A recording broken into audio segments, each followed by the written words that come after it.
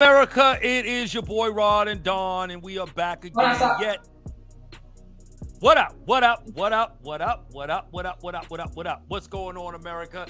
It's your boy Rod and Don. We in the building again for another Brooklyn Bears and Ball Sports show, as we do all the time with the Fly Epps about to hit you in the head with another great edition. Yo, listen, but before we get into all the stuff, we're coming down the stretch of the NBA Finals. We're going to talk about Lamar Jackson. We're going to talk about some NFL. We got it all. But we need y'all to do us a favor, as y'all always so kindly do for us, man. We need you to hit that smash button, like it, love it, comment, share, Facebook, YouTube. You know how we do. We got everything from the culture to the sports. We all talking good stuff here. Big D, what's on with you, bro? What's good with you? Oh, it's all good, man. I'm glad it's going to be a good show today. Got a lot of stuff to talk about, as you mentioned. My Nets took a bad one yesterday, and Cleveland. Yeah, that this was. is for you. Okay, go ahead. Cleveland, this is for you. All right, y'all doing this before the show even takes off. We in the intro. Okay, cool. No problem. I got it. Let's get into it, man.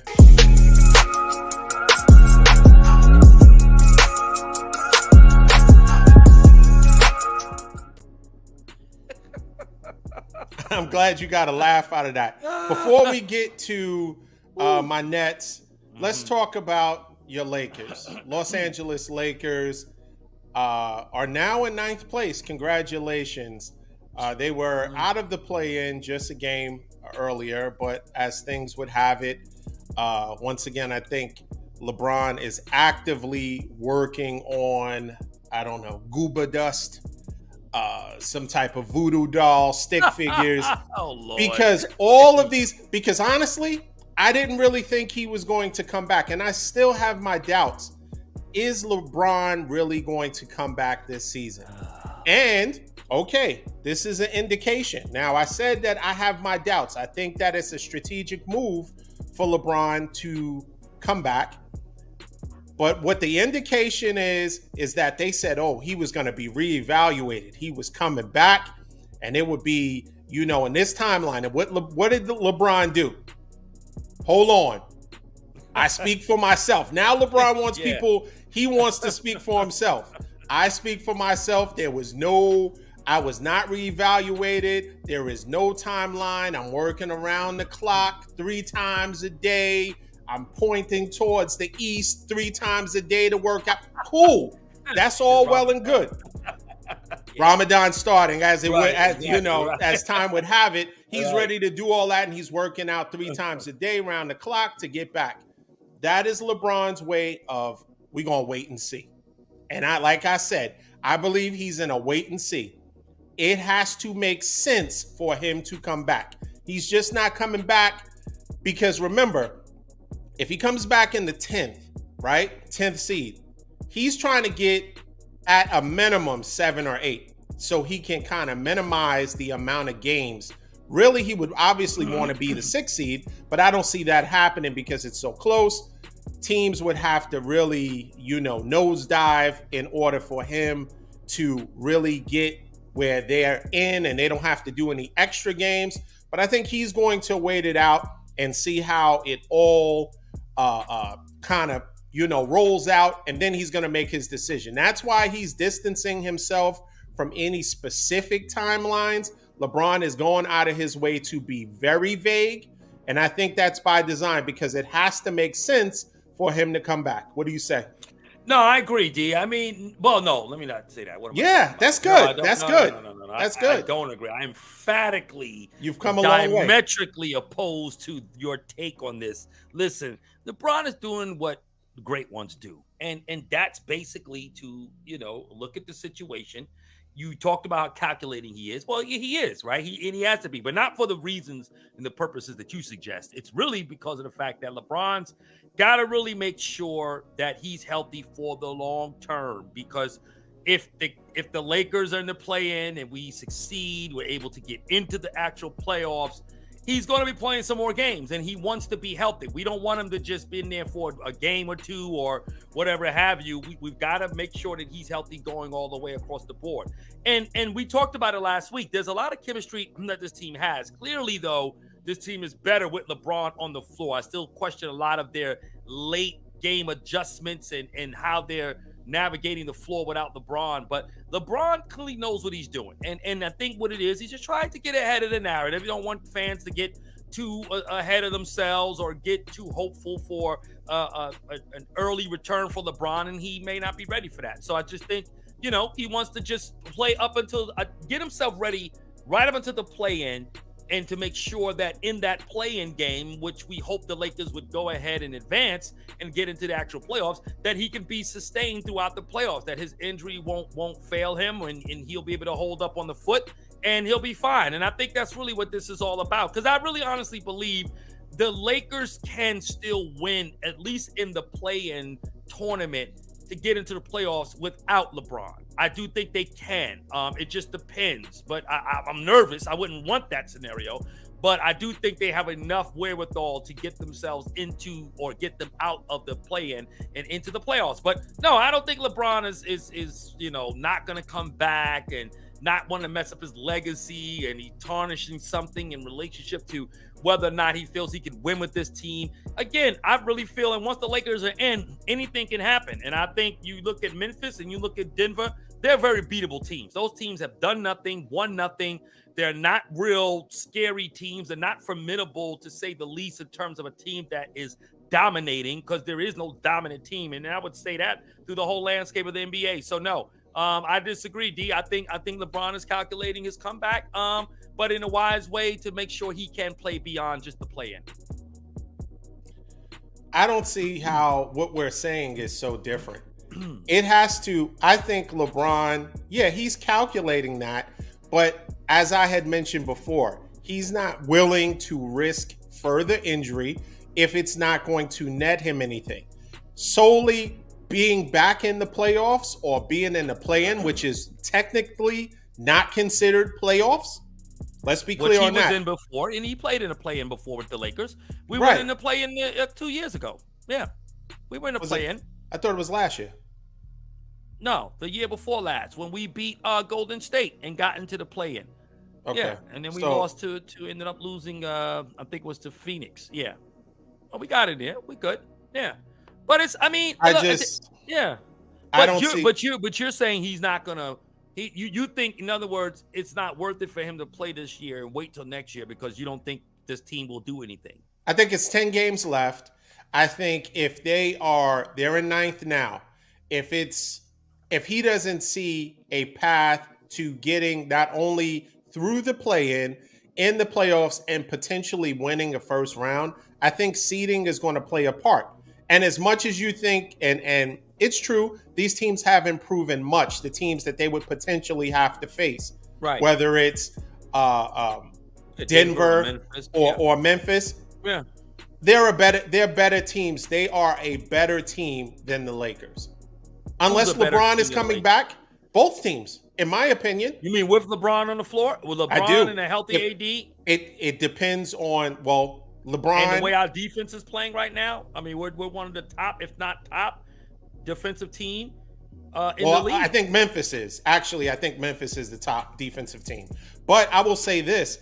I think it depends on what percentage, what LeBron we're getting back. If LeBron is not healthy enough, or if he thinks the team with him, even if he's at a level where he feels like he can push and get the team over the hump, if he doesn't see that the whatever supporting cast is going to be good enough, I don't think he's going to risk it. I just don't think for him, it has to mean something, and it has to net him something, or he'll just bow out gracefully. He can rest his laurels for the rest of the season. He can shoot out cryptic tweets. Oh man, this is killing me to watch this. Oh man, I can't even watch TV anymore. He will do that, and it will fuel Laker fans like you to feel like, oh, what could have been? if LeBron was 100%. Look how he was playing before the injury. Look how he was playing before he passed Kareem. Just imagine if we had him with this new team. It keeps the fan base going. Just like the Cowboys. Every year, Cowboys end early. And what is Jerry? He immediately starts pumping you guys up for next year. Look at what we go. Look what we could have did. And if we had this, you add little trinket pieces and you think that team is promising for the following year, it's all a ploy. It's all a ploy. I think LeBron is going to do what's in the best interest of LeBron. And if it means just sitting out the balance of this and not participating or extending his injury, I think that's what he'll do. Well, I mean, you make a little bit of a valid argument when you just talk about the selling point of what the team could be next year. But you got expiring contracts on that team, and so this team that you see now may not be the team next year. We still got you got to see who you're going to keep, who you're going to maintain. But you got up off of Westbrook, so yeah. you got a lot of the money. No, we'll have the money. But I mean, again, these other guys may want to test the market. They may get other offers, I'm sure. So, it really just depends. But I really do think LeBron loves this team. And I really think he feels that this team, and here's why I'll say this, this will be my last point in this segment. I don't think that, though you make a little valid point about the hype and the pump for next year and what could have, would have, and perhaps be if LeBron was to be healthy, where his team could have gone, is that this team is still not going to be any greater or better than what they are now. And even once you figure out what your team is going to look like after the contract, unless you're going to sign a really formidable third star again. And D'Angelo Russell is a good player, and he will stay. I believe the Lakers will definitely keep him. But what I'm saying is that the pieces that you have now, unless you really get some more, I guess, another viable name in there, this team is not going to make, I would think, a real progressive jump from where they are now in terms of their ability to compete. You think if they have, let's just say they don't lose any players. Yeah, go ahead. Let's say that just this team and they have a whole season to play together. You think they're a 9-10 seed in the West? I disagree with that, and I'm not even a Laker fan. Because again, you're going to have the inevitable. You're not going to get an AD that's going to be healthy. AD is going to definitely miss anywhere between 25 to 30 games. Easily. LeBron's going to miss 35 games next year. So again, you're still going to run into a situation where this team is still going to either be anywhere hovering between the 7th and 10th seed, much like what they've been all season for the most part. And they did make improvements after the trade deadlines. But again, this team is not going to be any better or greatly or vastly better than what they are now. I don't think you guys, because of the health injuries. I mean, the injury history with LeBron and AD, particularly with AD. I mean, LeBron, you just got to rest him, right? Because it's his age, and you can see he's getting hurt more and more now. So again, this just not going to work. And unless you get, that's why I say, unless they get another formidable star in there that can somewhat carry the rest of the guys there, along with D'Lo, I don't. This team is not with, again. So I don't think selling the fan base on what could be or what could have been LeBron with this team now, it's going to look much like what it is next year. But the only thing I say, to your point, which is true, they'll have more time together, and LeBron will be able to build more chemistry with this team come next year, because he hasn't really played with this team other than one game. Right, but if we're talking for the most part for the balance of the season or the majority of the season, your defensive efficiency was in the 20s, and now you're top 10, or you tried to say that they were the top defensive efficiency, which is not true. But at least, I mean, I said even if they're top 5, number 1, but I said top 5. Even if they're top 5, that makes a big difference. You guys lost games that were winnable games at the direct hand of Westbrook. Right, turnovers. Sure. At inopportune times. So your defense alone is going to make you better than a play-in team. I think that you'll be, the whole league, you'll be middle of the pack. But in the West, I think you'll be a solidified 5th, 6th seed, maybe 4. Because even with all the dysfunction, you still had a chance if you had won this game and the other team lost, you could have been in the 6th seed. You could have been in as high as the 4. It just was missed opportunities. And I think that will improve with time playing together. So I think if the team is exactly the way it is, and that the likelihood is probably low that it will be exactly the way it is now, because people are going to leave.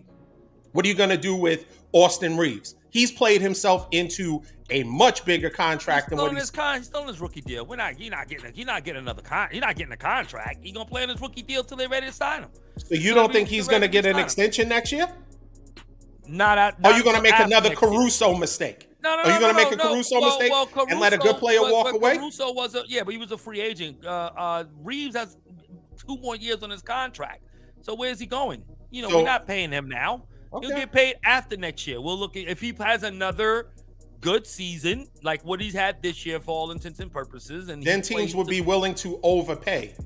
Yeah, but he's on a contract, so he's not going anywhere. He's on the contract. I understand that. That. But what I'm saying is it cheaper when someone is outplaying their contract? Is it smarter to lock them down, or does it make sense to drag it out and then you wind up either having to overpay or watch a player that is a good fit for your team walk out the door?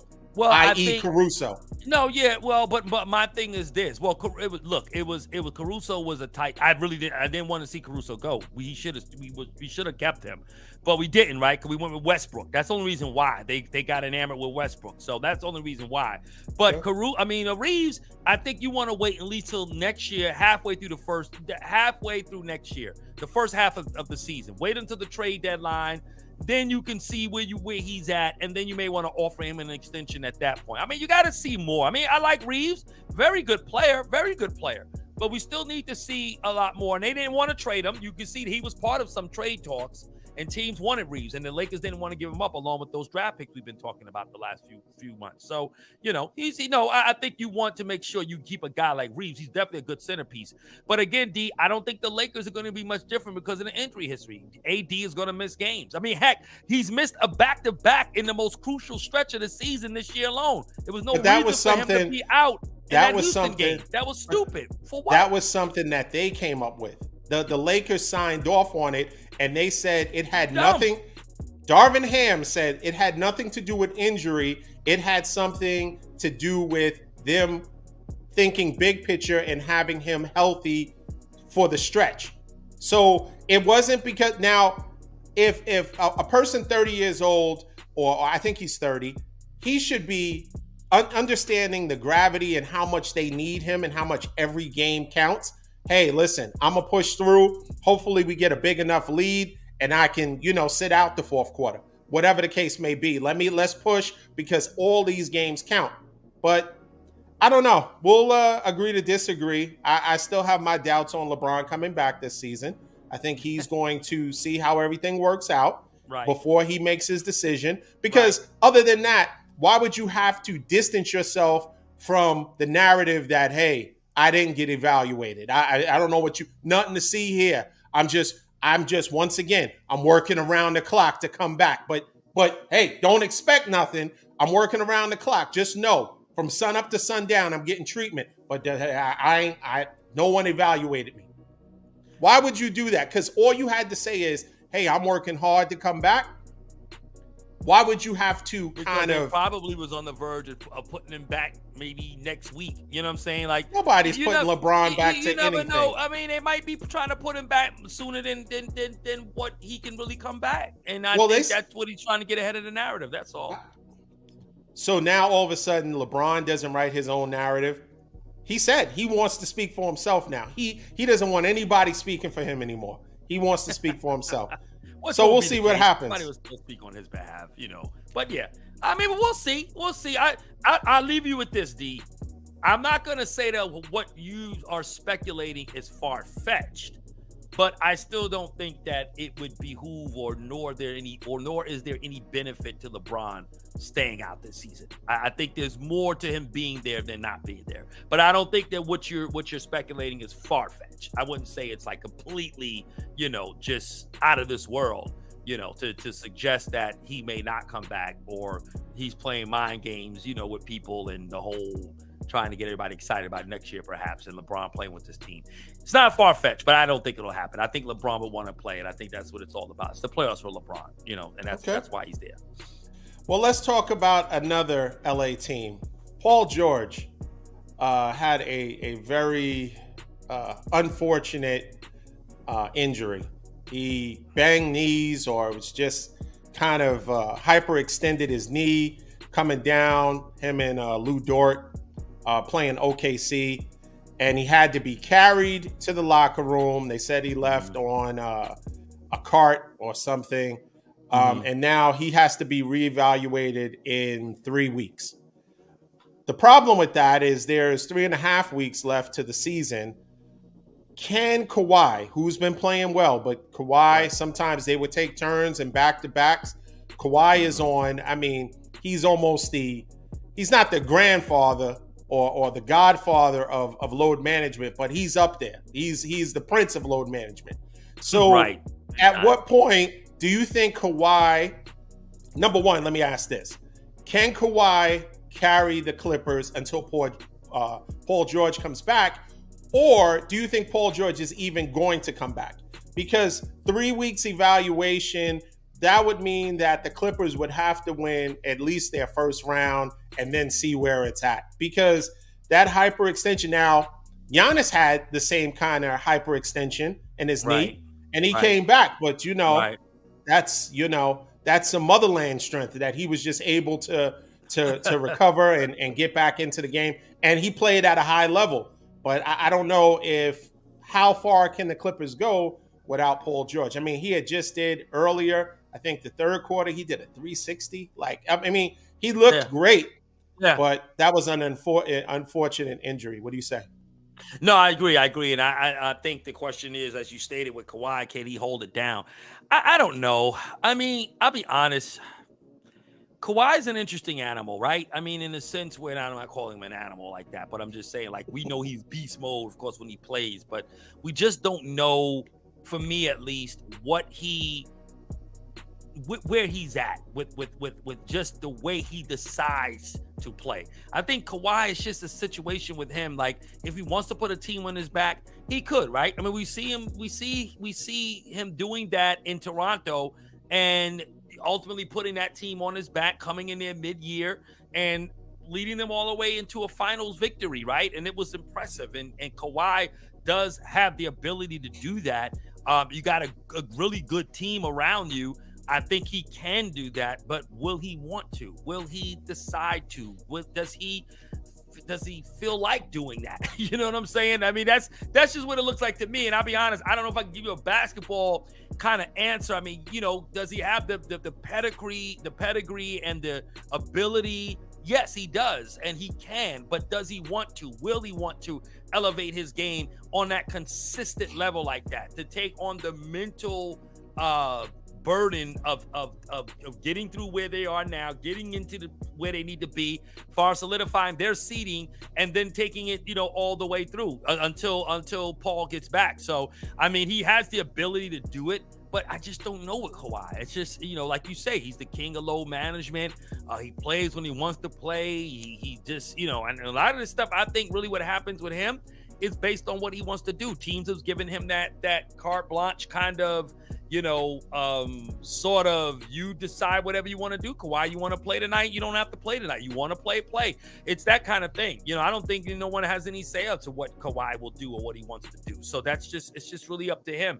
And it's unfortunate because it's been that way for a long time. And clearly that didn't, do well with him and Pop with the injury and everything, hence him getting out of San Antonio. And now he's pretty much, robbed the Clippers for all the money that they're paying him. He's getting paid easy money, pretty much. And they gave him the keys to the car. And you know what? He drove the car off, and it's one of those things, you give the keys to your teenager and you say, hey, my son is responsible now. I think I can go in and let him keep the car. And then he takes the car, and then you don't see him until the next day. And that's pretty much what Kawhi. It's like, wow, I didn't know you was gonna really, I didn't really mean give me the keys to the car. I didn't really think he was gonna take the car overnight. I didn't think he was gonna really go away and not come back until the next day with the car. So, that's just kind of how I see it. So to answer your question, I don't know, D. He's got the ability to, but I don't know if Kawhi wants to do that. Kawhi just doesn't seem, I don't know, and his nature's always been kind of coy and very reticent and nonchalant kind of way. And I mean, he wins and he wants to win, but you just don't know where he's at in that space. So yeah, that's my take. I think the Clippers have a deep enough team that they can get through the first round.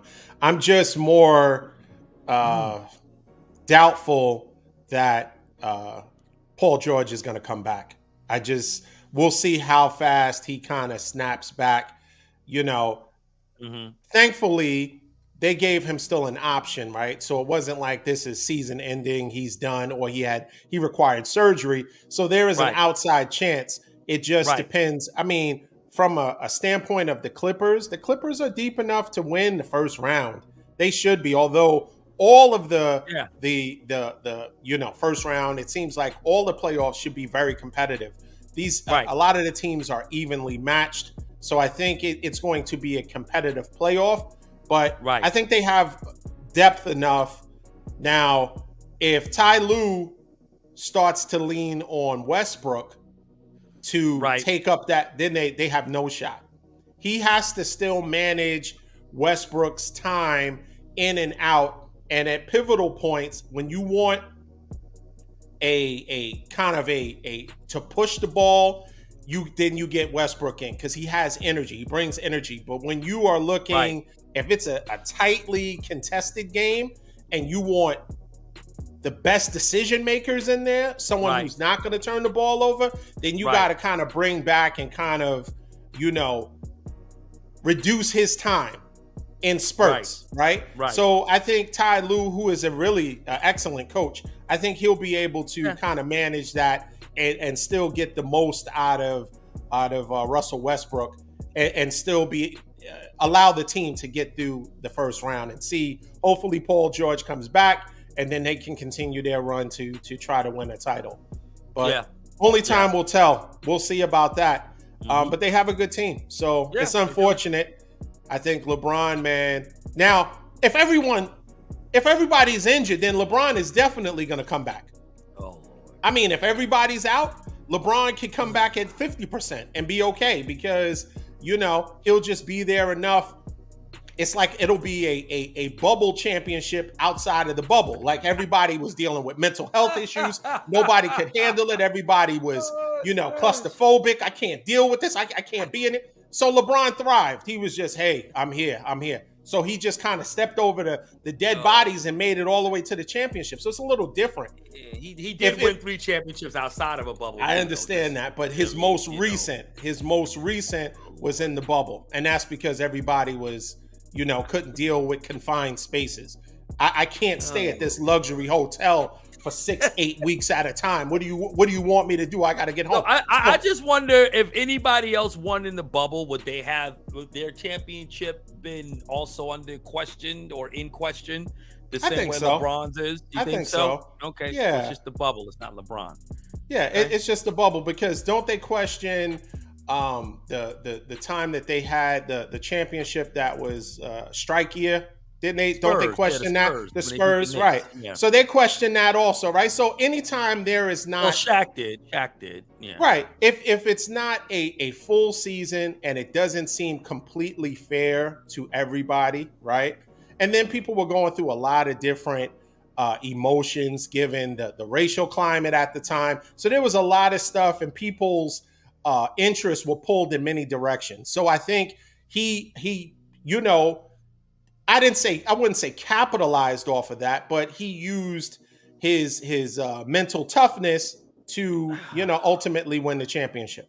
So that I guess he gets kudos for having enough mental fortitude to get through what obviously was an unprecedented time for the entire world, and he was able to prevail mentally above everybody else. So maybe that counts for something, right? I mean, it was bigger than basketball, and he was able to prevail over, life's challenges with something like COVID. And so then he rightfully deserves his kudos, and that championship should be regarded like every other championship he's won. And the Lakers have won as an organization if they were able to overcome what everyone else unfortunately was not able to overcome. I mean, something should be, it's a championship all the same, right? He has the ring regardless. I don't think that's going to change. But I'm just saying there are extenuating circumstances that either can create some type of blemish on it, or kind of create a situation where it wasn't totally balanced. But we'll see what happens. I think LeBron, time will tell what the Lakers do. I think he's in wait and see, and we'll see if I'm right. I could be totally wrong. He could come back next week and be like, hey, you see him sprinting down the court again. I don't think that's going to happen, though. Not and I think it's by design. No. Well, I mean, there's 10 games left. I think they have 5 games at home and 5 on the road left? I believe they do, yeah.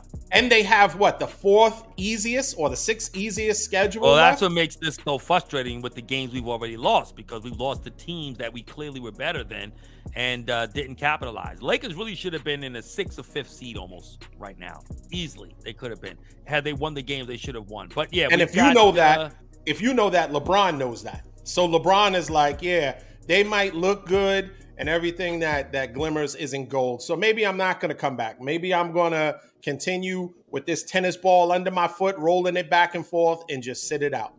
Well, the Lakers do have a 5-game road span here. So we've got the next 2 games are at home, and then 5 are on the road. 1, 2, 3, 4, 5 on the road, and then we close out the last 2 at home against Phoenix and Utah. So yeah, and you got in those road games, you got Chicago. You got Minnesota with Cat coming back. That's big. That's big. Houston, which again is still big. Again, you gotta assume LeBron's not there, right? Utah, okay, and then Phoenix. Well, not Phoenix. Well, Phoenix, they come back to LA again, but the road games are Chicago, Minnesota, Houston, Utah, and then the Clippers. I'm sorry, I lost. Okay, the Clippers. It seemed like you got, and maybe I'm wrong. It seemed like you guys had 60 home games this year.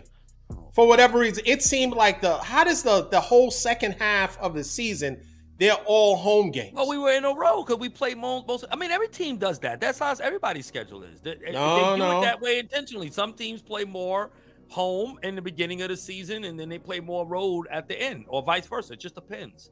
But every team goes through that. They're doing everything possible to make sure you guys are you make the playoffs. But whatever. Hey, listen. However it works, it is better. Want to see the Lakers do you want to see the better? Lakers in the playoffs? Of course, the playoffs are better with the Lakers. You want the best players to participate and be there. That's naturally what you want. You want the best, right? Okay. So we'll see what happens. But let's talk about the Nets. The Nets lost a heartbreaker to Cleveland. And please don't put up that stupid Cleveland. This is for you. I was actually going back and forth on Twitter with your brother, and me and him, we tease each other because he's a huge Knicks fan. I'm a Nets fan. Big time. Yeah. And so we're going back and forth, and the Knicks had just lost, right? So I think I taped something like I did. We take plays we play on words on the teams that beat us, right?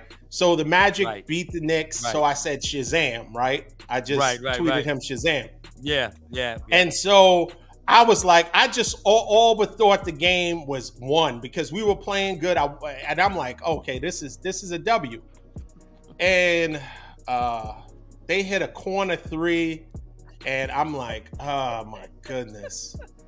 And we lose by 2. It was heartbreaking, and I'm like, we needed that game. Yeah, Bridges didn't play well though. He didn't shoot well. And so this is the problem. That's why, as good as people have said, oh, we have a good supporting cast, and we have some good, B-list players. Right. You don't have someone to take you over the top. No, and I'm looking at Twitter, and everyone's like, yo, I'm just gonna stop watching Nets basketball this season and just think of next season and see what they can do and how they can construct the team. Of course, they want Joe Tsai to sell the team. They want Sean Marks, the GM, fired. And I'm not against that, right? I'm not against Joe Tsai selling the team because he's done a terrible job. He's done a terrible job with that, just the handling of that. Because think about it. What did he do? And you can say maybe Kevin Durant, who's injured now, maybe he would have been injured and we'd be in the same position. But what if if Kevin Durant is going to come back, right? Yeah. And if he came back to this team, who's to say? Granted, we wouldn't have all of the supporting players, right? We wouldn't have the players that we got in the Kevin Durant trade from Phoenix. So it's not. hard to kind of explain how we would be, but certainly having a great superstar, Kevin Durant, we would be in a better position than we have, because we have good players, but no one that is going to elevate. And one thing, this is one thing, and then I'll pass it to you. Mm-hmm. Spencer Dinwiddie he's starting to get on my nerves now, because you're a good player, but you're not a star. You're not a superstar. So every play you're expecting a foul call. Like he spends more time with his hand on his head arguing with a ref than playing the game. And I'm like, okay, enough is enough. Yeah. You really have to, like, okay, just move on. You didn't get the call. We still got a game that we got to play, and we got to try to win this. Right. And so I have a major problem with him. But what do you say, man? I know you're enjoying this, but what do you say about? I definitely am. But I'm just, I did hear you talk and lament and decry the bad L that y'all had the other night. I mean, I'm just being a supportive co-host. That's all. I'm just here to support and make sure you're okay and help you navigate through this tough part of the segment of the show here. But I don't think Joe Tsai should sell the team. I don't think Sean Marks should be fired. Because why? They did what any other owner and GM had hoped they had an opportunity to do, and that was get rid of your best players. It was to play KD and Kyrie. I mean, getting rid of the players was actually the best thing they did. That was the best move that they made. Okay, where they were faulty at, but at the same time, in my opinion, you still can't blame them, is that they placated to two of the greatest players or superstars, if you will, in the league today. And they did what any other team had wished they had an opportunity to do. And those guys chose to be in Brooklyn, so they didn't, it was a great thing that they had two guys that wanted to be there, but they ruined that team. KD and Kyrie ruined that team, and now it all falls back on the ownership in Marks. And I don't think that that's fair. Marks built a good team. He built a good team before KD and Kyrie got there. When you had Dinwiddie there the first time around and Jared Allen and those guys, you had a really good team. They were competitive. They were young. They were competitive. They didn't have a superstar, but they were still a really good team and fun team to watch. And they played basketball the right way, right? And I think once you brought the superstars in there, they ruined it. So I don't think it's Joe Tsai's fault. He had no choice but to go ahead and let those guys. And keeping KD for what? You got some guys now. You got Bridges, to your point. You got other kids, other pieces there, Johnson and these guys who you can use now. You can build the team back up. You know what I mean? And kind of go back to what you were trying to build the first time before KD and Kyrie got there. And now this team can be able to develop and to get a good chemistry and get a culture. There's no culture in Brooklyn. The team they don't represent any core of Brooklyn's tenets or values, and they need. I disagree with that. Come on now. I just think I can't let you insult. They're not. Well, this team, I'll be honest with you. I think this team, in my opinion, is more Brooklyn-induced than the team you have with KD and Kyrie. Clearly, I think so. I think this team is it's a little bit more grimy. They're a little bit more blue collar kind of, construction worker type of thing there. I like that they with O'Neal. Spoken from a Lakers fan. And your boy. Well, yeah. I mean, the Lakers. I mean, yeah. We're nowhere near the concrete jungle, right? We're more palm trees and beach and sand and Hollywood. But it is what it is. So there's no grit there either. No, there's no grit, but we are who we are. We got identity. I mean, the Lakers are going to play how they are, and that's just who we are. But the Brooklyn Nets kind of came away from that. But I'll say this, though. The teams you're only really worried about right now, I'll say this, is just Miami and New York, because you got a 4-game lead against Atlanta, which is in the 8th seed. So you got some room there. If you kind of win most of these games, you got Miami coming up next. You got to win that game. You got Orlando. You got to win those. You got to win all the way out. You got Houston. Then you have another matchup with Atlanta. So you want to win those games. But you got Utah, Minnesota, and then you close out your last 3 with Detroit, Orlando, and Philly. And Philly, you might get that win depending upon how important that game. Philly's already clinched. They're in there. They may not even play their guys. So it just depends. It may be a meaningless game, and you guys can go in and get that win. So I think the Nets are still in a good position. It's just it's Miami and New York. Those are the only 2 teams you got to worry about. And I wouldn't really say New York either. I mean, the Knicks. Well, you need to worry about New York. Why? Why is that? Because New York. The Knicks. Yeah, we don't know. We need to concern I'm gonna ourselves. tell you why, because New York, as far as seeding go, you're only a game behind them. The Knicks are in the 5th seed. You're only a game behind them. You're only a game behind the Knicks, and you're a half a game behind Miami. Right. So yeah, those are those. All we need to do is get in the 6th seed. We're not concerning ourselves. That's why you need the Knicks to be concerned, because the Knicks could, in other words, we're more concerned with Miami than we are with the Knicks. Well, Miami does take precedent over the Knicks. I agree, but any of those teams could flop. I'm talking in terms of who you could play, right? Because if you're the 7th seed, you're going to end up playing Cleveland, I believe, right? So you'll end up playing Cleveland, who's in the 4th seed right now, and Cleveland is a good team, right? And no, so if we're 7, Cleveland if or we're the 7, no, that's 7. 7 plays 2. 4. 1 plays 7 8. Plays. Oh, I'm my bad. Okay, I'm thinking. I'm looking at the whole thing. So we would probably play Boston or Philly, one of the two, Philly, depending on what happens down the stretch. You don't want to see neither one of those teams. Not in the first round, right? It's okay. I mean, we can't run from anybody. Well, no, you can't. But I mean, if the team that you want to play, I've always said I'm not. If out of those two, give us Philly. Give us Philly. Oh yeah. If it's a toss-up between Boston, give us Philly. James Harden, yes. Give us Philly. Yeah, no doubt. Yes, I would say that. Please. I would say that. Please. Well, Harden's playing well though, D. I mean, Philly. I don't think Philly will lose in the first round though. But I agree with you. I don't think so. But if we have, teams, if it's about getting who we have, I feel a better shot. Right. Give us give us Philly. I don't mind Philly in the first round. So we'll see how it all plays. But if you want to get in that fifth seed where the Knicks are, right? So that you would probably, because the 5th seed is going to play fourth and 5, 4 and 5. So we play Cleveland. Right. So you would end up playing Cleveland. Yeah. Right. Exactly. So if you don't want to mess with the top 3 and you want to fool with either you're looking at Cleveland, right, or the Knicks, back and forth in that, depending on where your seeding goes. I think, who would you want to play, Cleveland or the Knicks? I think we can beat either one of them. And the way Julius Randle is swinging and taking punches at his own teammates, well, I'll take the Knicks. And me and Corey will be on Twitter going back and forth. But the Knicks, listen, they are a good team. Say again? In a series, I think you beat the Knicks or Miami or Cleveland. I think you beat any of those teams in the game. I think so too. I think so. I do. I think y'all can beat them. So we'll see what happens. It was just it was a tough. I really would have been very happy with that W yesterday. It was a tough loss. Yeah, it was like Kleber when Kleber hit that. But we're not that. I mean, we moving on. What's the next segment now? Where we at? Okay, now? All right, let's go on. I knew that would be the perfect segue. I want to stick to the show format. I don't want us to get start going awry. That was the feeling where a game was won. Let me tell you and something, it was just a unfortunate event. I almost kicked the vending machine at the hospital. I was at the hospital. I'll tell you, I was at the hospital with my daughter, and man, I literally was ready, because my wife sends me out to go get something from the vending machine with the last minute left in the game, So I'm watching the remainder of the game. So it took me almost 30 minutes to go get something around the corner, to vending machine.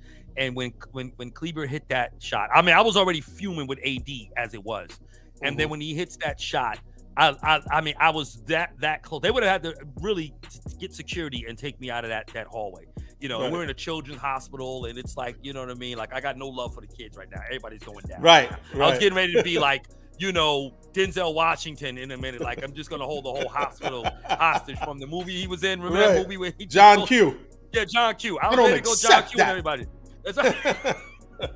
I don't accept that loss. I don't accept that, right? My team is not going to bury me. I'm going to bury my team. Right. Okay, listen. All right, but go ahead. Speaking of some disappointment. Yes, man. Okay, Michael Jordan is selling the majority stake in the Charlotte Hornets. Is that a good move? Me personally, I think it's a terrible move. Now, from a financial standpoint, what he bought the team for and what he can potentially sell the majority stake, he's cashing out. Oh, big time. But my question is, he's still going to keep So he's selling the majority stake. He's still going to be a minority owner, right? Yep. But he's a minority owner already. He's one of one. So why couldn't, if it's about, it can't be about money. If it's about just being part of an organization that just perpetually loses, why not take on some other people, preferably persons of color, to now have a group for that majority stake and don't give it up. We're trying hard for ownership in a sport that is predominantly black. We have pretty much only one black owner, majority owner, let me say that, because we have minority owners, in Cleveland and I think Miami, there's some other, but I'm talking about a majority owner. We only have one, which is Michael Jordan. Correct. And I know he's had the team for, I think he bought it in 2012. So he's had it about 10 years or so. Yeah. So, and I know they haven't had much success. He's bombed on some draft picks. He's bombed on, acquisitions, getting players that it just didn't pan out. But why sell? If it was something where money was an issue and you were trying to, just sell and I want to be away from basketball. But if you're still going to be a minority part of the Charlotte Hornets, then why not just keep it and try to encourage some other, African-American owners to take ownership in it so you still keep your majority stake. We're trying to grow the ownership part. And so I just was conflicted with that because it can't be, they are redistributing and putting out all flavors of old Jordans. So, they got Jordan sandals and Jordan. And I'm like, so it ain't about money. It's not about, I gotta get a cash grab. So why not just keep that? Why sell? I don't get it. I'll tell you why. Because Republicans buy teams too. And here's what Jordan, you got to understand. If you remember his statement years ago with his sneakers, right? And not supporting the candidate down there in Charlotte at the time, in North Carolina, when they were running for office. I forget the gentleman's name. The reason why Jordan is selling this team, D, is simply because it's about Jordan. Jordan is selfish. Always has been, always will be. That's always been Jordan. Why is he selling the team? And why is he not doing what you're suggesting, which would be a very nice thing to do and would be a very good business move to make, bring in some competent people in leadership that could help guide the team and make them competitive? Because if he does that, then no one's going to give Jordan the credit. And Jordan has to get the credit. If Jordan can't get the credit, then he'll rather just bow out and not have anything to do with the team than to say that he brought in somebody and somebody else wins for him or somebody else ends up getting the credit. That's just Jordan. He's always been selfish like that. And I love him. Greatest of all time in the eyes of most. We know how competitive he is. We understand how driven he is to win. And I can imagine how frustrating it is. And by the way, the team, he purchased the Hornets in 2010. So 13 years of mediocrity and putrid, rancid results from year in, year out for most of his time as an owner there. He's made bad decisions, bad draft picks, bad coaching hires. Just bad, right? All the way through, right? And that's just, and nobody comes to play in Charlotte, right? Like, he has no cachet. People will say, look, we will sign to your brand, but we're not playing for you. You know what I'm trying to say? So, we don't mind wearing your shoes and we'll we don't mind endorsing your product, but we're not going to play for you. And so Jordan, just again, he's poor at this. And here's the thing. Most great players cannot lead other people. It's just in the DNA. Great players who played the game, who had this innate ability to overcome, to win at high levels, to succeed, they just basically do better when it's themselves in the driver's seat. You can't control the will of another player, and you can't do it. So Magic failed as a coach, and we see a lot of Hall of Fame coaches and players in the NFL and different other aspects of sports. They just can't coach. They can't GM. They can't own. It's hard because they almost want to do it themselves, and they can't. And that's where it's a problem. So I think Jordan is selling the team because, again, he has to get the credit, and he's tired of being in this place of mediocrity, and he's getting a lot of hit for it. Of course, and as you know, Charles Barkley called him out on it, and he didn't like that. When Barkley called him out, that Jordan is a piss poor owner. He doesn't know what he's doing, and he needs to probably sell the team. And that, of course, Jordan doesn't like that, and he probably was going to sell the team back then until Charles said that, right? So who knows? But all I'm saying is that Jordan needs to get the credit. Jordan is not thinking about black people, community. He's very tone deaf. I won't even say tone deaf. He's fully aware of what he's hearing and what he sees, but he's not messing up his money. He's not messing up his brand. He's not going to ever do anything that's going to compromise where he is in terms of his relationships and his ability to make money. That's Jordan. That's just how it is. And like he said, Republicans buy sneakers too. So yeah, but he's not. He wouldn't be hurting himself. And I understand what you're saying about it being based on maybe being selfish, but you would get more credit for putting people on to a situation where you are still calling the shots. Even if the majority stake has it where you make the final decision, you bring people in. So if it's about money, the financial liability totally doesn't rest on you, but ultimately you call the shots. You bring in other great minds who are now coupled with money because there's a certain buy-in to a group in order to have buy into the majority stake of this particular team. And that way you're putting people on to further empower them. Michael Jordan could be the catalyst of other black owners owning the team in the NBA. That is great credit. Why? I mean, credit. What? So I don't know if sharing that credit though. That's the problem. I agree with you. I think that's the why. Yeah, Donald, I haven't heard anybody with that take at all. I think that's a great move. I agree with you. Kudos to that take. I agree. He needs to do that. That would be, what would that do, right, for us as a people? Huge. You're bringing other black minority owners along with you. Now you got a full-fledged black board of men and women sitting there with you, and you could still, maybe part of that brass of decision-making because you're still a majority owner, but Jordan doesn't get credit for that. Jordan, and then that's splitting bread. That's splitting bread. I'm not splitting bread. Because these people, but he's willing to now reduce the amount of money he's looking to make or he would make on a yearly basis. Why chop off? Like you're saving money because the financial financial responsibility is no longer yours. It's shared amongst said group, right? And then the revenue that you're getting in is still going to be greater at that majority stake than it would be at the minority stake that you're looking to still keep within the Hornets organization. So it just, I think he's probably calculated what he's going to get when he sells his shares, right? Based on the return. I think it's 1.something billion, and he didn't pay anywhere near that. He's not going to get paid that if he splits his majority shares with anybody. But eventually, he could get that.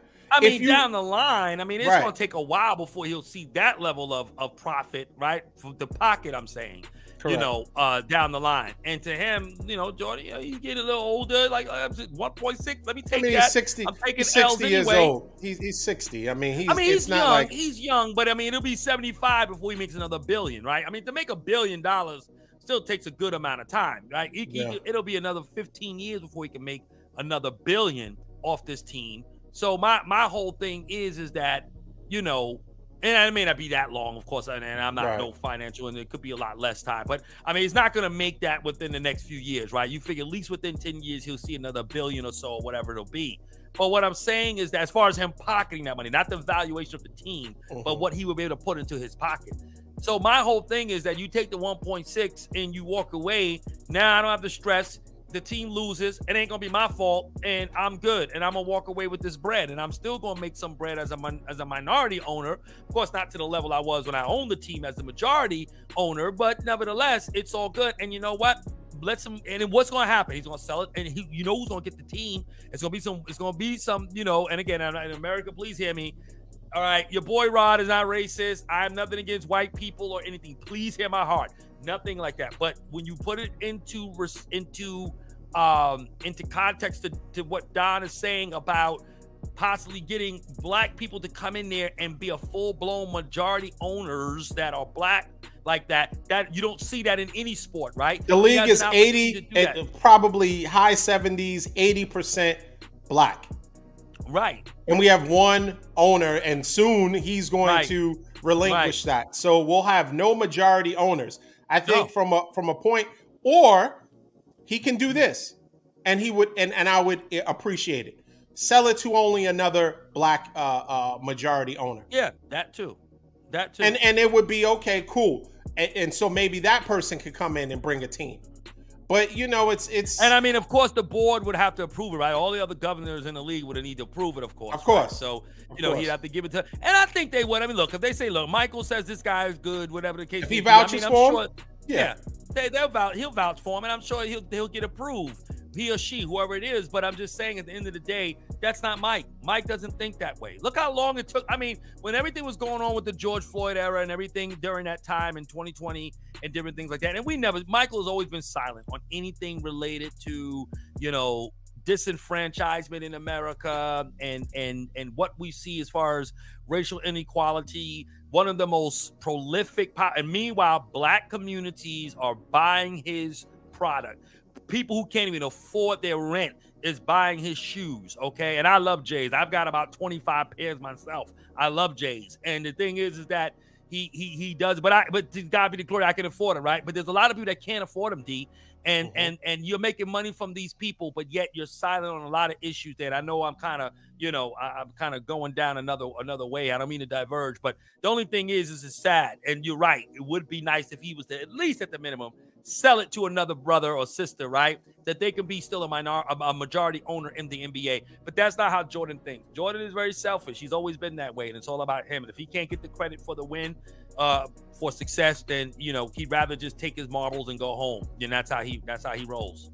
Yeah, that's an unfortunate situation. Hopefully everything works out, and maybe he reconsiders, or maybe he finds a group. I mean, all the while, you see who is just making moves around every sports league. Magic Johnson. Yeah, he's added to the group to look to get the Commanders. Right? Yeah. So we already know what he's doing with the Dodgers. So he is. Right. You can do that. You can do it. It is possible to get with a group of people, and I don't think Magic Johnson's group is all African American. But the point is, he's in the room. He's in the room, right? And he's the most noticeable face. Of course it is. Of course he is. And so when you have Michael Jordan has the clout that he can dictate who his successor is. Hey, I want to sell the team to this person. Right. I mean, because although the Charlotte Hornets are not a successful franchise, who is the most recognizable figure in the NBA? Michael Jordan, yeah. I'm not talking about faces of the league. I'm saying for the most part, the Jordan brand is so synonymous with the NBA. That logo is, I mean, Michael Jordan, when he comes into a room, that Michael Jordan's there. He just completely captivates a room. Absolutely. He is, even after all these years being retired, he still commands that respect. So Michael Jordan can dictate who he wants to take over the team, who he wants to have, and there's not, you can't tell me that there aren't black billionaires, or whether if it's a single person or a group that can get up the money to pony up enough to get the majority stake in the Charlotte Hornets. It just takes for him to be selective enough. Right. And it's his prerogative. Of course, there are certain checklists and guidelines that they have to meet. Understandable. But if they have that, why not make that move? Because you have to know the importance of that. Representation is something that is extremely important.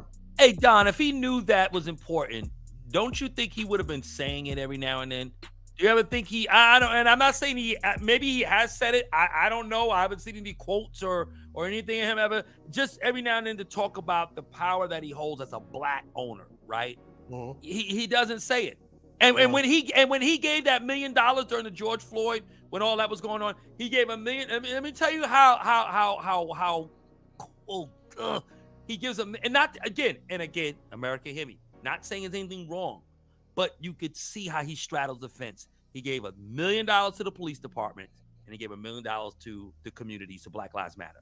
You see what I'm saying? So this is what I'm saying. And he's I'm not covering saying, all his bases. He's covering all his bases. And this is what I'm saying. And you can't, you got to pick a side. There's nothing wrong with still holding relationships that are valuable while still being true to convictions when it comes to equality and eradicating oppression in certain aspects of life.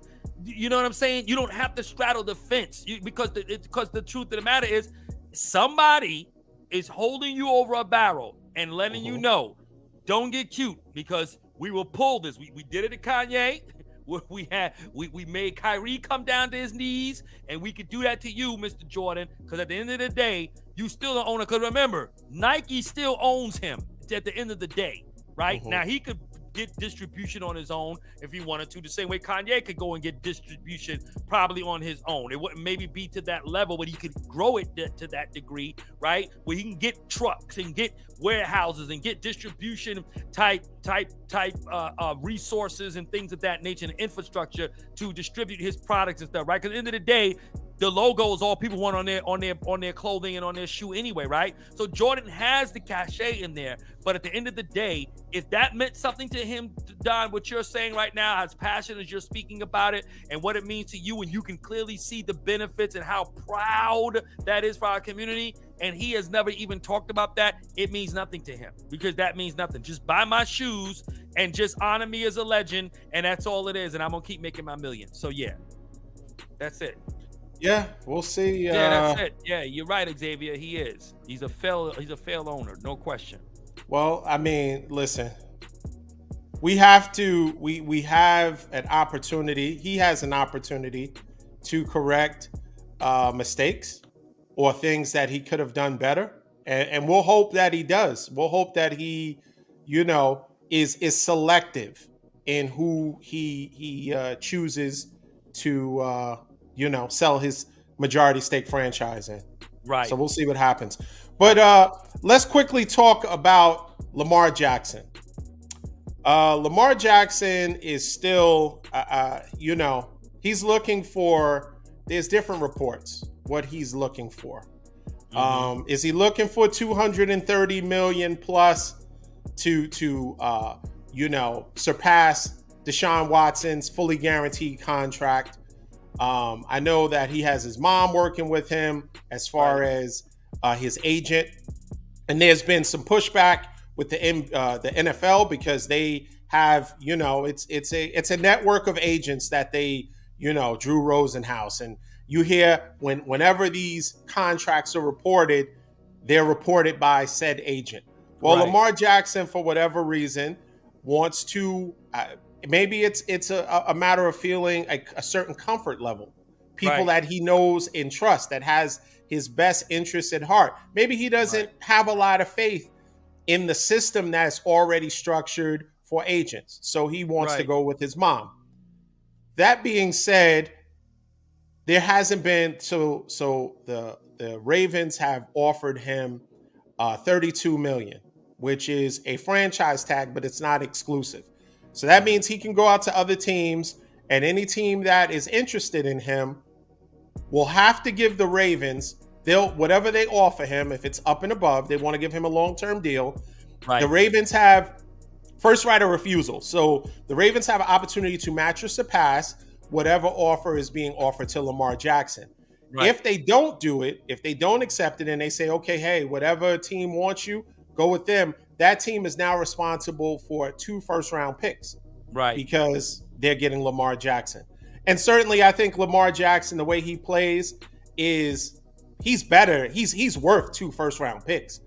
I think absolutely. When you think about what the Ravens have put around him, they haven't put around much. No. So we don't know what his full potential is. I don't think he's been able to tap into his full potential. Not to mention, he's already been an MVP of the league. Yep. And had pretty much nothing really substantial to work with. Right. I think that Lamar, I like the fact that he is sticking to his guns. I think that Lamar, he doesn't have, I think the agent gets, I don't know, 6%, something to that effect. I don't know exactly what the agent gets, but depending on his contract, it could be $7, $8, $9, $10 million that he's trying to save for himself. And although we say, hey, it's only $10 million, you're making, a couple of $100 million guaranteed. Every dollar counts, right? Yeah. And if Lamar is smart, Lamar will let the people with agents who are paying, let them do the negotiating for him. How would that happen? Is he's already seen contracts. Okay, so Deshaun Watson's is an outlier, right? $230 million. We know Cleveland was a desperate team, right?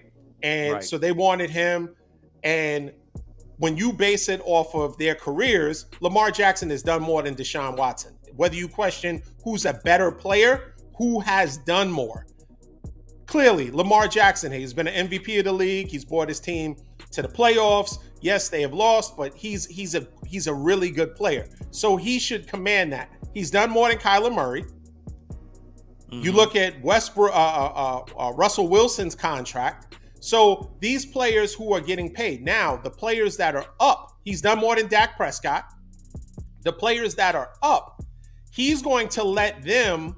If they he doesn't want it, Dak Prescott. I mean, why are you bringing that? I mean, there's a lot of quarterbacks that Lamar's done better. Right, but I'm talking about the players. I mean, Dak Prescott his as far as contract, his pay. We're talking about pay. Don't take it personal. We're not talking about you guys getting booted from the playoffs. We're not talking about that. We're just talking about quarterbacks. I agree with you, paper. Xavier, by the way. But go ahead, D. Yeah, go ahead. So the point is that he's done enough to get contracts. I mean, Kyler Murray, we're talking about guaranteed money. He has done enough to surpass them. The Ravens are overall a cheap organization and they pay who they want to pay, right? But let's not forget that they once made Flacco the highest paid quarterback. And Flacco just had a decent playoff run. Right. He has not done what Lamar Jackson, well, I'll say that. He has done, prior to getting paid, he didn't do what Lamar Jackson, but he did win a Super Bowl, right? Once you win a chip, you'll get the paper. But they made him the highest paid quarterback, and I think overall, he's done enough. And so I think an agent shouldn't stop that. But if he lets these other people negotiate, the Joe Burrows, who else is up for a contract? Joe Burrow should be up for a contract. The guy in the Chargers. The Chargers, yeah. So he'll kind of let them who have agents pay, and they're paying for the agent, kind of set the market, and then he can kind of piggyback off of that and maybe use some insight, maybe call them, whatever.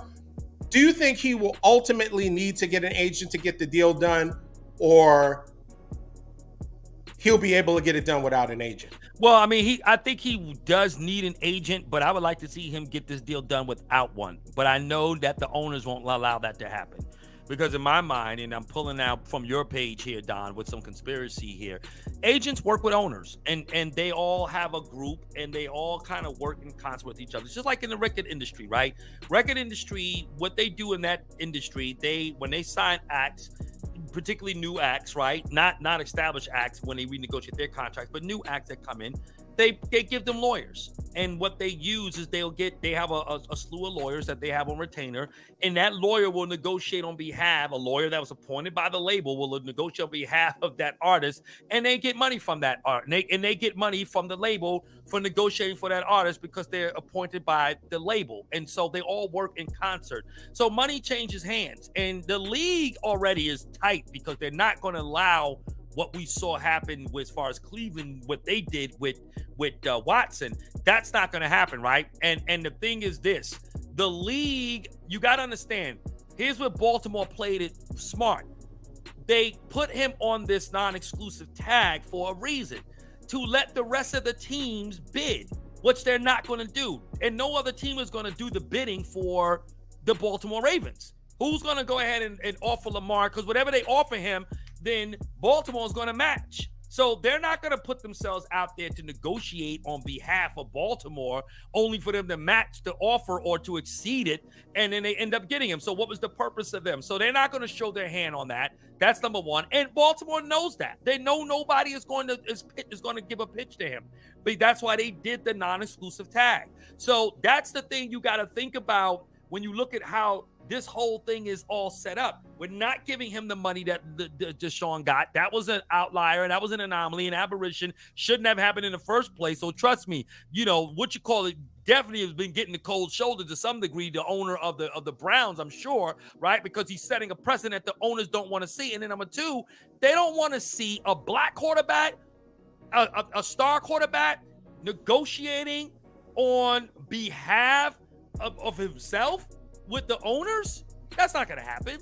You know what I'm saying? And then you win and you consummate a deal without an agent. Now the agents now have their industry threatened now, because if Lamar gets a good deal, guess what?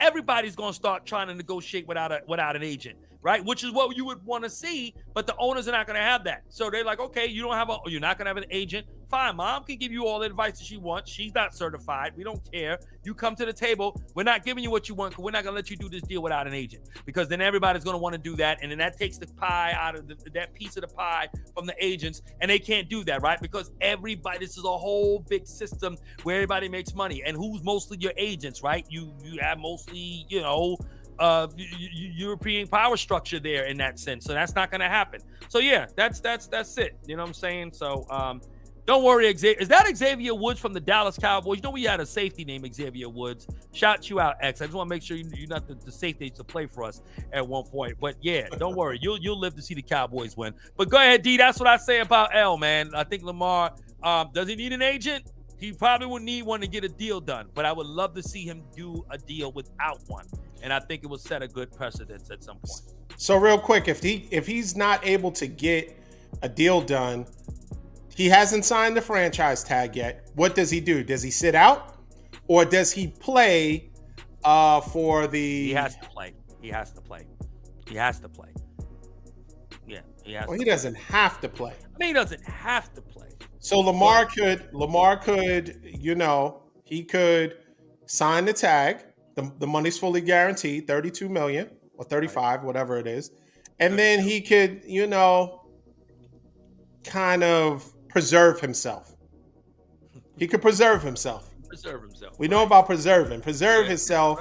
And then that way he, maybe a team, because if they franchise him again, because without Lamar, your team that division is too tough. You're going to lose. You're not winning anything. And let's not forget, prior to his injury, he had 2 games on the Bengals. So he was, I mean, they would have won that division. Chances are with Lamar. Exactly. Yeah. So if he decides to take their guaranteed money and he decides, unforeseen hamstring, something happens and it sidelines him for the rest of that season, he's getting paid. They're going to have to let him go, or they'll have to franchise him again. And if they franchise him again, it's like what, 50 million? Okay. Yeah. So they franchise him and now it's 50 million. So he's made 85 million fully guaranteed and, hasn't done anything. So he can do it inch by inch, piece by piece, get that guaranteed money. I mean, he could. I mean, then the only downside of that, you got to remember, he's getting older, taking more hits, No, but I'm saying he ain't taking hits. In this play.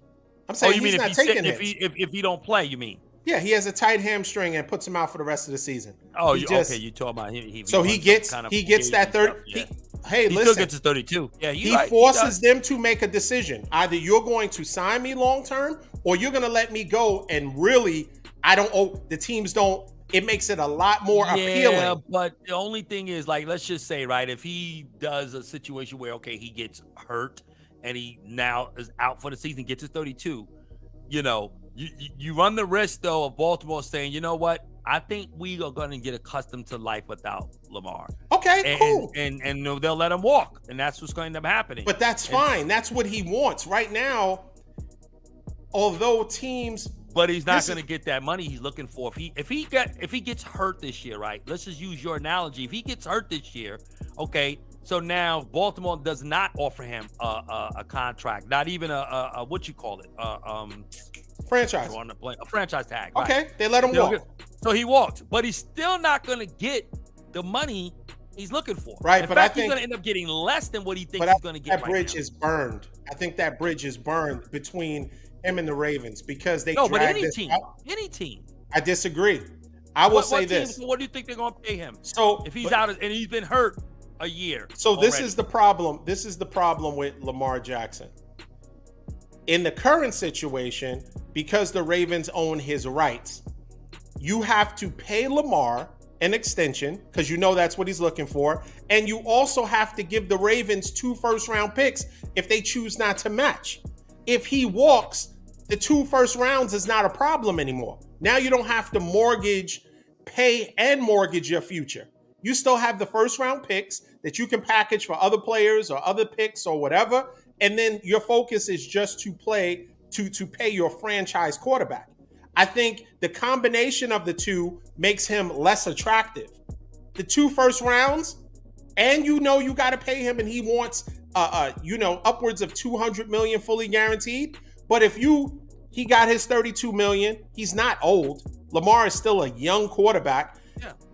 All he has to do, even if you give him a 1-year show me, let's just say they let him walk, and nobody's willing to pay him a long-term deal, which I think that might he might become more attractive if you don't have to give first-round picks for him. But let's just say they give him a 1-year, $45 million, because at that point the going rate for a quarterback might be in the 40s. So you give him a 1-year, $45 million fully guaranteed. He plays and balls out. You're going to get the extension. Or he would get the give him a 1-year, $45 million contract though. Who's going to do that? Every year there's teams that need quarterbacks. Yeah, but they're not going to sign him to a 1-year. Who's going to hamstring their salary, their salary cap for 1 year at $45 million? Okay, so let's just say he gets a long-term deal then. That's something that's the thing. So if you give him if they offer him a long-term deal, he's back to square one again with the negotiations because even though they don't have the picks to give up and they don't have collateral and all that stuff, now he's a free agent, right? No one is going to give him because, again, if he's hurt the year he was hurt on that last franchise tag with Baltimore, he was hurt the year before that, which is the year we just came out of. They're not gonna. It gets less as the years go by. Now you're 2 years. Yeah, but the quarterback market goes higher. He's not a Cam Newton. I'm back, and there's not 32 people better than me. He's not Cam Newton. But he hasn't played though. But if he hasn't played last year and then he didn't play this past year, where he missed games, right? He missed some games, and then he misses a game. I'm again going back to your scenario. If he was to quote unquote get injured and sit out and get his $32 million, right? You're talking a year without football for the most part, depending upon when he decides to get hurt. And then you talk about him still being hurt from this year, which no one is really making too big of a deal. We assuming he's coming back healthy, right? But if he gets hurt again, now he's on his resume. And most people believe he sicked out the rest of the season because of the contract negotiations. Yeah, I think so. Yeah, I think most people believe this season he was like, I'm not coming back. Like it kept getting pushed back, so much that the coach got involved. And I don't want to talk about Lamar because he understands that I'll let them work it out, right? Because the coach is the end user, right? Those matters are above his pay grade.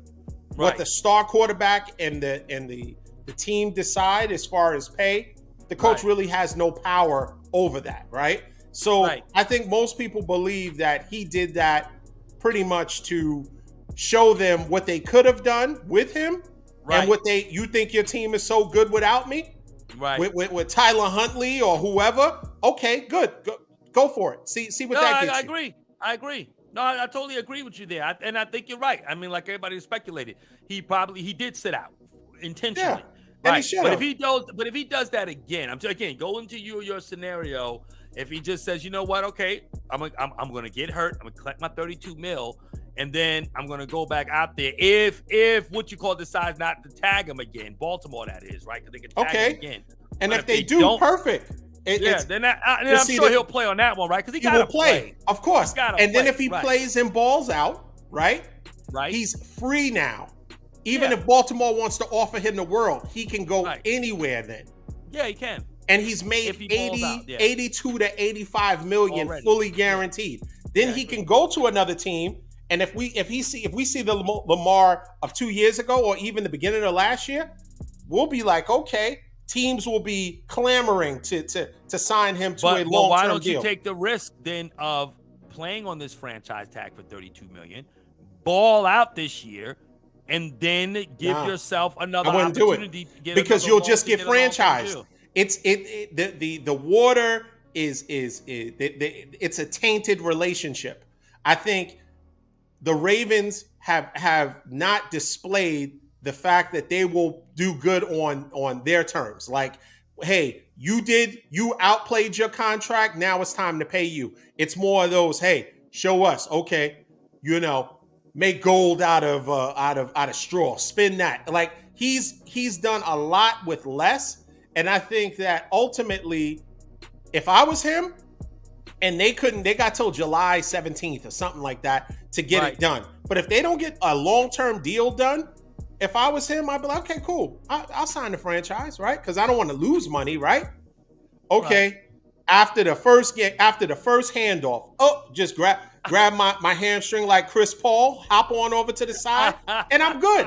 No problem. Pay me that $32 million. Yeah, and then if you either want to let me go the next year, or you franchise me and you pay me 50, I'm gonna ball out, and now you can't franchise tag me anymore. You either have to pay me a long-term deal, or you gotta let me walk, and the market will be open. 2 years from now, what will the market be? Because Burrow and all of those other guys will have gotten paid by then. The money's gonna be ridiculous. The floor would be probably 45 to 50 million. And I don't think Mahomes is going to play his whole 10 years at 45 million a clip. I think he's going to re-up at some point. So I think time is on Lamar Jackson's side. It's not like he's 35 years old. Time is on his side if he's smart, if he's strategic. The way they're playing him, you play them back, but you be just as smart. Obviously, he would have to wait. If he's going to sit out due to injury, you may want to wait until at least the second or third game of the season, at least. Or ball out. You start the season, ball out, and then what happened to him? He just hop over to the other side, just shimmy, have some people carry him over, and just collect the rest of that money. That's it. Just jump right to the tunnel. Like, okay. Exactly. I think he's played his last game as a Raven. Cool, no problem. Yeah. Do that. No, it's interesting though. It's interesting. I'm not mad at that because it is. Listen, man, it's a business, man. It ain't for the love of the game. It ain't for the love of the game. This is not the whole. For neither the owner or the player. Of course. This whole what's his name? The guy from Portland that we joked about. Oh, Damian Lillard. The whole love for the game, and it ain't about championships. But in this case, it is about him getting paid, and I think he is underpaid. He's underpaid. Oh, he has done enough. And I know teams don't pay you for what you have done. It's what you're going to do. But he's already displayed that he can take them to the promised land if they surround him with pieces. And even when they haven't surrounded him with pieces, he's your quarterback. He's your pseudo running back. I mean, he's Yeah. No, so he's all that. Pay the man. Pay the man. You know. Damn. But do you pay him what you gave him to Deshaun Watson? That's the question. Well, that you may not get that, but certainly he should be the second highest paid. But that's what he's looking for. Is he out of bounds for looking for to get what Watson got? Technically, no. Because his career has been more impressive than Deshaun Watson. Whether we agree Deshaun Watson is a better quarterback, which I actually do. I think Deshaun Watson's a better quarterback than him. Oh, yeah. But if you're basing it off of what they've done on the field, yeah, Lamar Jackson is more accomplished, and has done more and should be paid more. Yeah, I totally agree.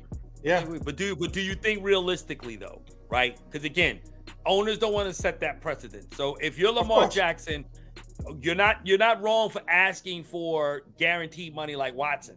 Mm-hmm. But if you know that, okay, there's a good chance that no one in the league is going to give me that. What's my number now? $200 million. $200 million, fully guaranteed. Okay. That's 31 million less than Deshaun Watson. Yeah. Give me a 4-year. A 4-year, $200 million, fully guaranteed. I think that's 2 years from now, 2 years into the contract, that's going to be cheap. Well, yeah, $50 million a year, after some point. Because it's almost cheap now. Yeah, it is, yeah. I mean, think about it. Danny Dimes got 40, he's getting $48 million this year. That's either 44 or 48. So yeah. It's going to be cheap. So just pay the man. I mean, listen, does he need to take a page from the Cowboys?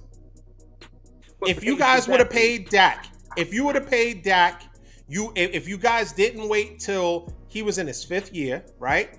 If you would have paid Dak when you should have, you would have gotten him probably for 10 or 15 million, potentially a year cheaper. Yeah, no question. So the longer you wait, the more you're going to have to pay, because other people aren't waiting for you to get your contract done. They're evolving, they're getting their contract, and they're resetting the market so that the baseline of what the pay is going to increase by $5, $10, $15 million a year. So it's in their best interest to get it done sooner than later. But only time will tell. No, you're right.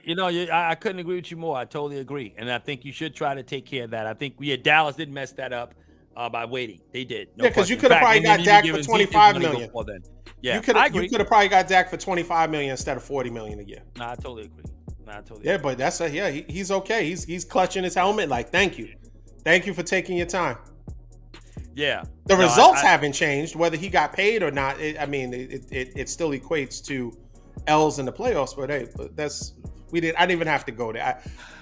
Cut that from the video. We don't even have to talk about that. Leave it. Producers, Kingdom Creative, leave it there. It's fine. It's all right. Don't worry, because all this is footage. All of this is stuff that we're going to come back to at some point. So don't worry, because the only team we're worried about right now is the 49ers. That's it. We ain't worried about anybody in our division. It's only the 49ers we're coming for. That's what we're building our team. Okay, so it's all good. As long as you know that. I know that. Y'all got it right now, 2 in a row. It's all right, but we coming. We coming, and Okay. All right, Dion. Because CMC got how many yards did he get? How many yards did he get in that game? I don't know. I forgot. -3 or something crazy like that. I don't know. But that defense is intact, and we still got the same D. In fact, so we good. Yeah, we coming. So just make sure you get your quarterback ready. Get your quarterback ready, D. Because we coming. All right. We can beat you guys with Sam Darnold. We all right. We good. We all right. Oh Lord, Sam Darnold. Okay. All right. Well, we definitely ain't worried about Sam Darnold. Yeah, you're good. Y'all start Sam Darnold if y'all want. Yeah, we'll see. We'll see how that goes. That's gonna be Jimmy G -2.0. So we'll see. But yeah, man. But yeah. But in any case, man, that's all we got, man. That's all we got. All right, that's it. Nothing else on the docket. All right. Shout out to Infinite Audio for the music. Shout outs to Kingdom Creative for the production. Rod, I appreciate you joining me today. Likewise, sir. Another good show. Soon we'll be talking about Final Four has been going on. It's been pretty exciting. Everybody's brackets is busted now, but it's good to see what's going to happen with the men's and women's Final Four. Yeah, we'll try to get into that, and then of course we'll try to in America. Don't worry, we're going to definitely get into some football and some free agency drafts coming up. Yeah, definitely. We're going to dedicate a show to that. No question. As some teams have gotten much better. Some teams have got gutted. Some teams are just they've. I don't know.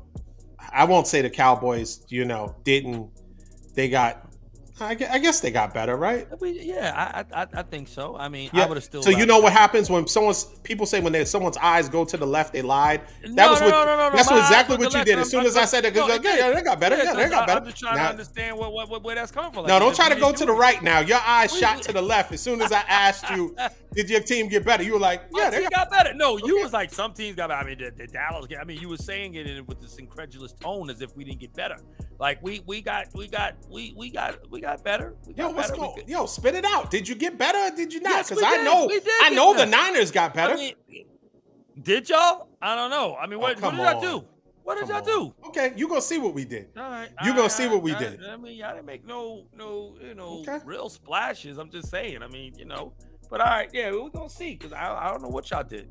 All right, I do nothing. Listen, the same team. Until next time, everyone. Thanks for joining us. Thanks for joining us. Brooklyn Beards and Ball, another great show. Like, share, subscribe to our Facebook, YouTube page. We appreciate all the comments. Please, until next time, thanks for joining us. Peace. Peace.